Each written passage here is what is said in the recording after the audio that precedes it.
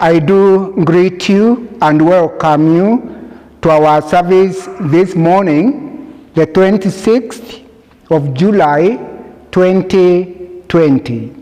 Our readings are as follows. Psalms 105, verses 1 through 11, then we jump to verse 45b. Genesis chapter 29, verses 15 through 28. Matthew chapter 13, verses 31 through 33, then we jump to verse 44 and 45. Then our last reading is the book of Romans chapter 8, verses 26 through verse 39. The theme of our sermon today is understand the kingdom of heaven. Our theme is calling us to listen to a didactic preaching, because when it calls us to understand, it means that we need to teach so that we can bring that knowledge and wisdom to understand what the kingdom of God and kingdom of heaven is. Before we hear our sermon, let us pray. O Lord God, in Jesus' name, we do praise and worship you, for you are the only God who is to be worshipped. Honor and respect and glory be to thy name. We do call upon your name this morning in Jesus' name to grant us your grace and love. Give us understanding in our hearts to understand your one that you are going to hear. This we pray in Jesus' name. Amen. In the book of Genesis, chapter 29, verses 15 through 28, we see Jacob starting a family. And that was a new beginning in his life. To him, he was not aware that in that union between him and his wives, God and planted a seed that was to grow into a nation, until when God revealed to him while he and his family were crossing river Jabbok, when the angel told him, your name shall be no longer be called Jacob, but Israel. That is found from the book of Genesis, chapter 32, verses 28. These people of Israel are the ones Jesus taught with the parables of mustard seed, the hidden treasure, and the pearl of the great value, from the book of Matthew, chapter 13, verses 31 through 33, then 44 to 45. All the three parables, Jesus used them to teach about the truth of the kingdom of heaven that was to have a humble beginning, but will be of the great value and will spread to all nations of the world, and the people of all nations will find rest in it. Daniel 2, verses 35, 44, and 45, chapter 7, verses 27, and Revelation chapter 11, verses 15. But the Jews understood that the kingdom was to come with the power, bringing God's judgment on all evil people. For Jews were expecting a Messiah who would lead them to conquer their enemies and become the rulers of the world. And because of this reason, Pharisees in Luke chapter 17 verse 20 asked Jesus when the kingdom of God would come. Jesus answered, "The kingdom of God is not coming in ways that can be observed, nor will they say, 'Look here it is,' or 'there.' For behold, the kingdom of God is in the midst of you." That is the Jews' view of the kingdom of heaven and the kingdom of God. And that is why they rejected the kingdom of heaven, simply because it did not agree with their own view of the kingdom of heaven and the kingdom of God. God had prepared the Israelites, and through them he could bless all the nations of the world. And because they rejected the gospel was taken to the Gentiles, as we find in the book of Acts of Apostles, chapter 13, verses 46, that it says, "It was necessary that the word of God should first be spoken to you. Since you have rejected it and judged yourselves unworthy of the eternal life, we turn to the Gentiles." But to the first Christians who are taught of the apostles, they understood the meaning of the kingdom of heaven and the kingdom of God. And what is the meaning of the kingdom of heaven and the kingdom of God? The kingdom of heaven and the kingdom of God means that the kingdom of heaven is the messianic earthly rule of Jesus Christ, the Son of David.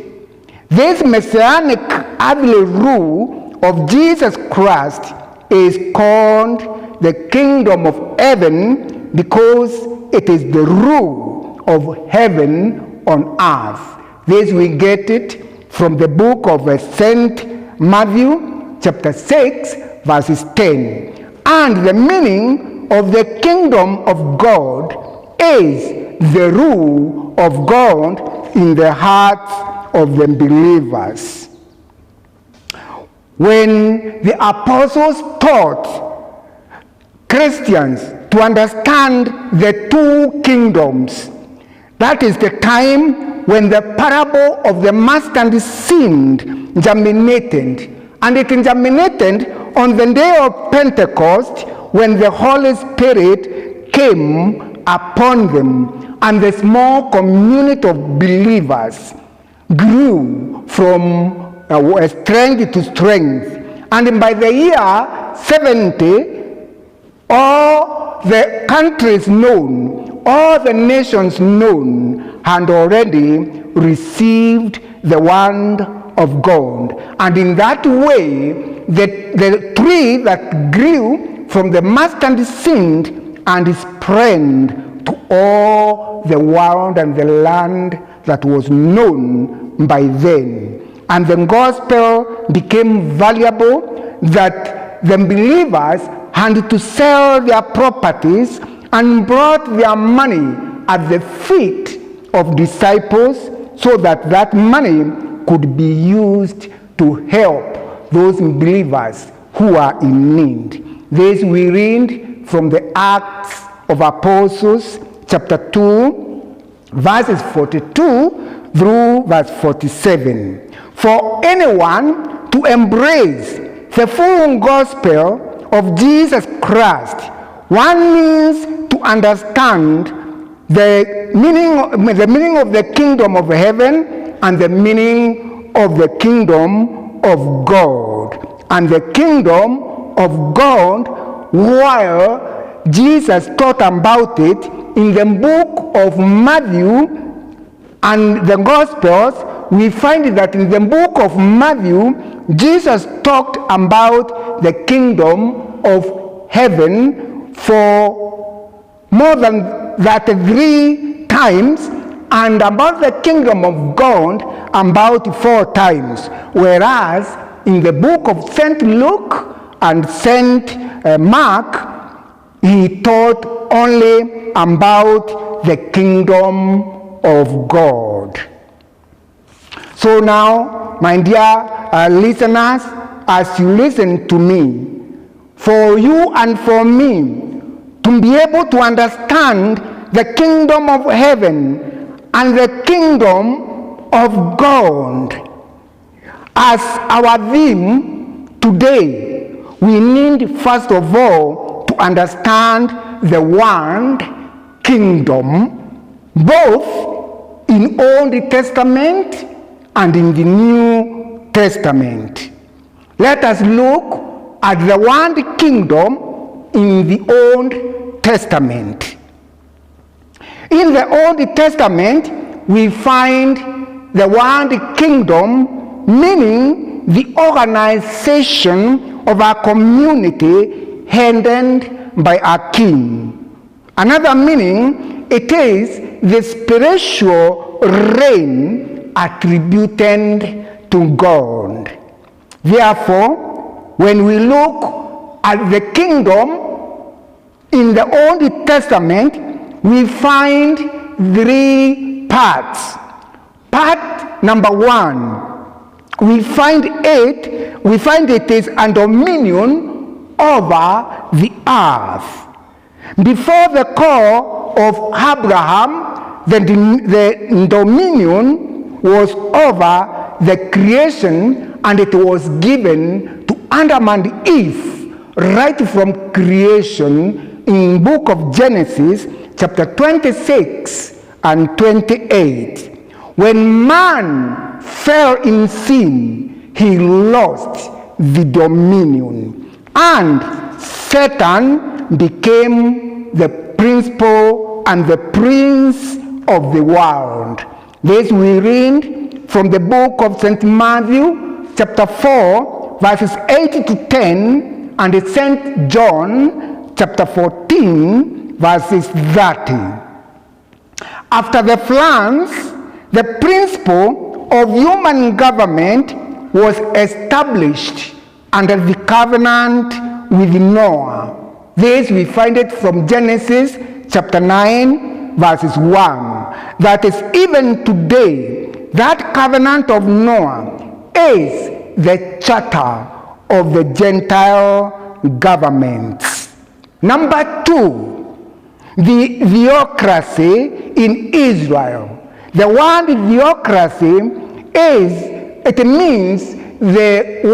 means a kingdom where God is the ruler. The call of Abraham and the following purposes attached to it. 1, it was to raise a special people.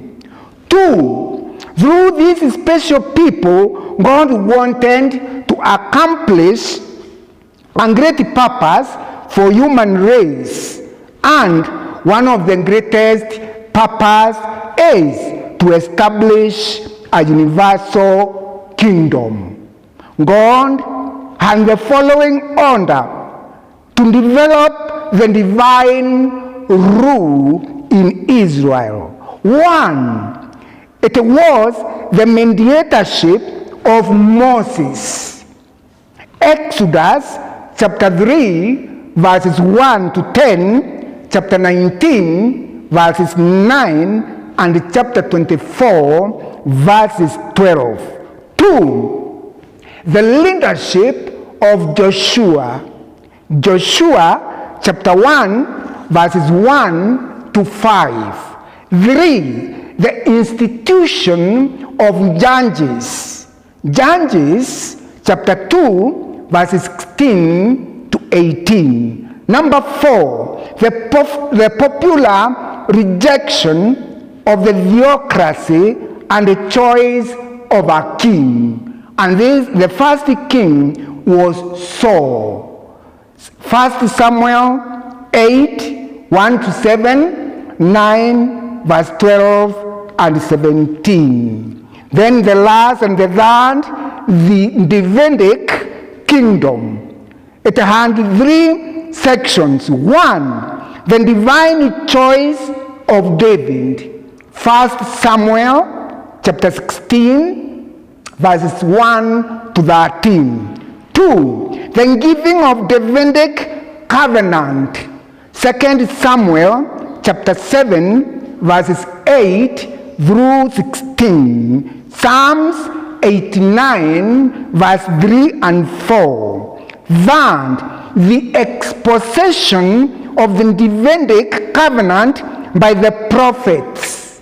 Isaiah chapter 1, verses 25 and 26.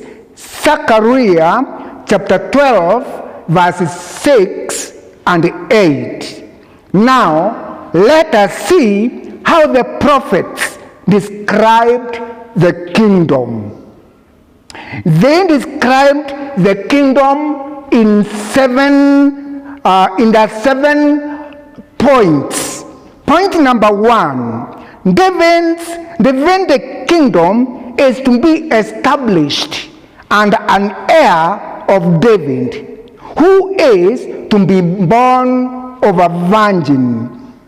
Therefore, who will be truly a man, but also Emmanuel, but who will be called a mighty God, the everlasting Father, the Prince of Peace. This we read from the prophet Isaiah, chapter 7, verses 13 and 14, chapter 9, verses 6 and 7, then Jeremiah, chapter 23, 5, Ezekiel 34, 23, and then the Hosea, chapter 3, verses 45, and authority. Daniel chapter 2, verses 34 and 35. But set upon on earth within Jerusalem as its capital. Isaiah chapter 2, verses 2 through 4. Then we read the book of Jeremiah chapter 23, verses 5, chapter 31, 38 through 40. Book of Joel, chapter 3, verse 1, then verse 16 and 17. 3. The kingdom is to be established first over the regathered, restored, and converted Israel, and is then to become universal. Psalms 2, verses 8, verses 6 through 8. Then the book of Isaiah, chapter 1, verses 2 and 3. The book of Jeremiah, chapter 23, verses 5 through verse 8. Then the book of Zechariah, chapter 9, verses 10. 4. The moral characteristic of the kingdom are to be righteousness and peace. Those who will inherit the earth are not the proud. The span of life will be increased. All will know the Lord. No animal will kill another animal. All will be equal in that kingdom. Any sin will be judged instantly. and great multitude of people from the whole earth will be saved. This we read from the book of Isaiah, chapter 11, verses 4. Then we move to verse 6 through verse 9. The book of Zechariah, chapter 14, verses 16 through 21. And in Revelation, chapter 20, verses 1 to 5, we find that Satan will be removed from the scene. All saints will be like Jesus, because Isaiah chapter 11 verses 4 to 9 and Psalm 72 verses 1 to 10 will have already been fulfilled. 5. These texts, Psalms 2 verses 4 and 9, Isaiah chapter 9 verses 7, Daniel chapter 2 verses 35, 44 and 45, and then Zechariah chapter 14 verses 1 to 19 tells us that the kingdom is to be established by power, not by persuasion. And after that follows the divine judgment upon all Gentile powers. The Gentile powers is the current world governments. 6. From the Acts of Apostles, chapter 13, verses 46, until the second advent of Jesus Christ, the gospel of salvation will have been preached to the whole world. The restoration of Israel and the establishment of the kingdom will take place. Deuteronomy 30, verses 2 to 5, chapter 14, verses 9. 7. The seventh and the last fact about the kingdom in the Old Testament are: A. Those who were disobedient in the house of David, as it is in 2 Psalms chapter 7 verses 14 and Psalms 89 verses 30 and then 30 to 33, their chastisement took place in the captivity and in the worldwide dispersion that took place in 70 AD. Jerusalem was under the lordship of Gentile until 1967, when the Jews were able to unite all the parts of Jerusalem to their own rule. But the Davidic covenant has not yet been abrogated.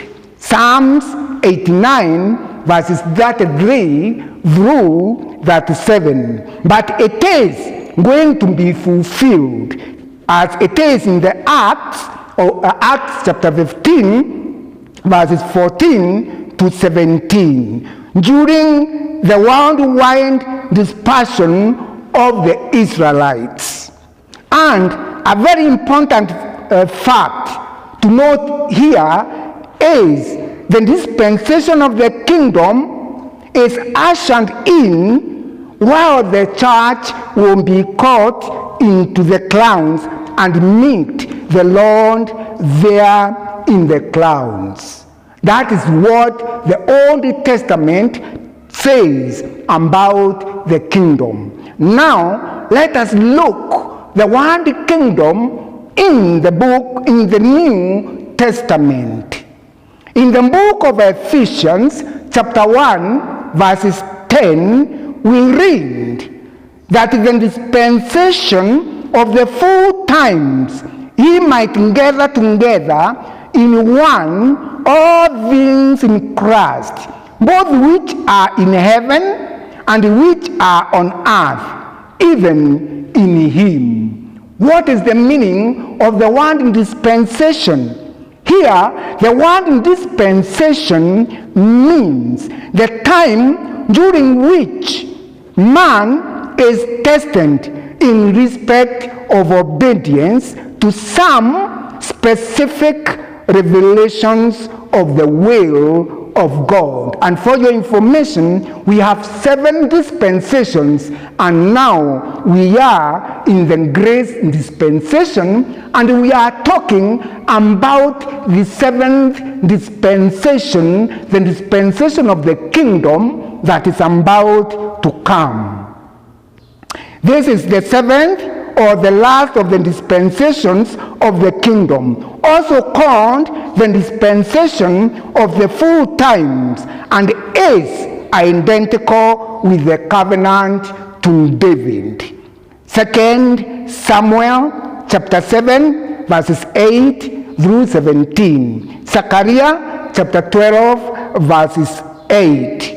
And is summed up in the Gospel of St. Luke, chapter 1, verses 33, and the letter of the Paul to the 1 Corinthians, chapter 15, verses 24, that tells us, and when he will reign over the house of Jacob forever and ever, and of his kingdom there will be no end.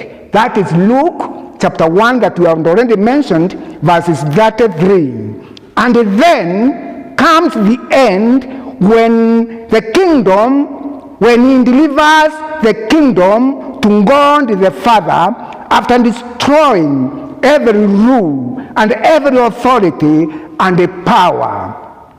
This dispensation will gather into itself under Christ all past time, and in this dispensation it has 7 things that you and me we need to note. 1, by Christ taking the kingdom, all oppression and misrule that has ever taken place in this world will come to an end. Isaiah chapter 11 verses 3 and verse 4. 2, all wickedness and false testimonies will end up judged. Matthew chapter 25 verses 31 through 46. Acts of Apostles chapter 7 verses 30, 31, and then Revelation chapter 20 verses 7 and 15. Number 3, the time of the handwork ends up in rest and reward. 2 Thessalonians chapter 1 verses 6 and 7. 4, all the sufferings that has been there ends in glory. Romans chapter 8 verse 17 and verse 18. Number 5, the period the Israelites have been blind and have been chastised ends in restoration and converted. Romans chapter 11 verses 25 through 27. Ezekiel that 9 verses 25 through 29. 6, the period of Gentiles ends in smitten image, and the kingdom of heavens is established. Daniel chapter 2 verses 34, 35, Revelation chapter 19 verses 15 through 21. 7, the period of creation's bondage ends in the deliverance at the appearance of the Son of God. Genesis chapter 3 verses 17, Isaiah chapter 11 verses 6 and 9, and then Romans chapter 8 verses 19 through 21. Now, having understood the one kingdom from the old and in the new, let us now look at the kingdom of heaven and the kingdom of God and learn on how to differentiate the two kingdoms. Our theme today is calling us to understand the kingdom of heaven as well as the kingdom of God, as Jesus taught and preached about them in the Gospels. To understand the difference between the two kingdoms, we need to have 5 points to look at. Point number 1, the kingdom of God is universal, and it includes all moral intelligence that embrace the will of God. May they be angels, the church, or saints of all dispensations. Luke chapter 13, verses 25 and 29. Hebrews chapter 12, verses 22 and 23. On the other hand, the kingdom of heaven is messianic, mediatorial, and Davidic, and its chief objective is to establish the kingdom of God, the rule of God on earth. Matthew chapter 3, verses 2. But the kingdom of heaven, in this dispensation of grace, it is either practiced rightly or falsely. Matthew chapter 13, verses 3, then chapter 25, verses 1, 11, and 12. Point number 3. Since the kingdom of heaven is dependent on the kingdom of God, it is very clear that both almost share all things equally. Now, this is why parables and the teachings that were taught by Jesus about the kingdom of heaven in St. Matthew were taught in St. Mark and Luke about the kingdom of God. But we should note that the parables of the wheat and the tares and of the net, Matthew chapter 13, verse 24 through 30, and 36 through 43, and 47 through 50 were not spoken of the kingdom of God. In the kingdom of God, there are no cows and no burned fish. But the parables of the living, that is in Matthew chapter 13, verses 31 through 33, is for both kingdoms. For the reason that even the true doctrines of the kingdoms are leavened with the errors made by the Pharisees, Sadducees, and the Herodians, who were the representatives by faith. Matthew chapter 13, verses 33. Point number 4. The kingdom of God comes not with the outward show. Luke chapter 17, verses 20. But it is primarily that which is within and is spiritual. Romans chapter 14, verses 17. While the kingdom of heaven is, and it is, while the kingdom of heaven is earthly, and it is to be revealed in glory on earth. Point number 5. When Jesus Christ puts all enemies under his feet, the kingdom of heaven will be joined together with the kingdom of God. For now he shall have delivered up the kingdom of God even to the Father. 1 Corinthians chapter 15, verses 24 through 28, Matthew chapter 3, verses 2. Now, those who will enter into the kingdom of God. That is, those who are delivered by the blood of Jesus Christ and taught and prepared and have adhered to the rule of the kingdom. Those are the truly people who will deserve to enter the kingdom of God. As we learned from the book of Psalms 105, verses 1 through 11 and 45, they are the people who seek God's love and keeps the laws and the statutes of God. And they sincerely reciprocate to the law of God.